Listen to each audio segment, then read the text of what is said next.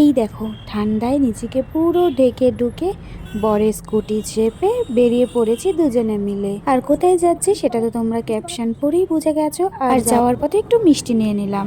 আর এই দেখো চলে এসেছি আমি আমার ডার্লিং এর বাড়ি। আর দেখেছো আমার ডার্লিংকে কি মিষ্টি লাগছে, মনে হচ্ছে একটা জ্যান্ত লক্ষ্মী ঠাকুর। আর এই যে গিয়ে একটুখানি সেলফি ফটো তুলে নিলাম। আর ও কিন্তু এই কার্তিক ঠাকুর যেখানে বসিয়েছে ডাইনিংটা খুব সুন্দর করে সাজিয়েছে, ভীষণ ভালো লাগছিল। আর এই যে এখানে রজত আর বরমশাই কথা বলছে পাখিদের নিয়ে, তারপরে একটু পাখিদের সাথে আমরাও খেলা করছিলাম। আর তার মধ্যে আবার কাকিমা মানে পৌলুমির মা আমাদের গরম গরম কফি দিয়ে গেল, বেশ খেয়ে একটু আরাম হলো।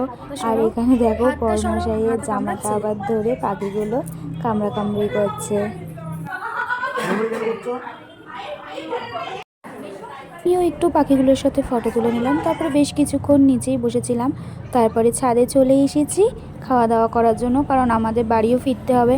কিন্তু রজত তো বলছিল থেকেই যাও, বাড়ি যেতে হবে না, কিন্তু বাড়িতে যে আমাদের বাচ্চাটা আছে ওকে ফেলে তো আর থাকা যাবে না, তার জন্য খাওয়া দাওয়া করে দেখো এখানে নিচেও চলে এসেছি। আর এসে আমি পৌলুমির ঘরটা একটু ঘুরে ঘুরে দেখছিলাম, সত্যি কি সুন্দর ও ঘরগুলো সাজিয়ে রেখেছে, মানে পুরো বাড়িটাকে খুব সুন্দর করে কিন্তু সাজিয়ে রেখেছে। আর দেখো আমার সুইটহার্ট আবার আমাকে দুটো চকলেট দিয়েছে, তো ওর সাথে একটু টাটা বাই বাই করে বেরিয়ে পড়েছি বাড়ির জন্য।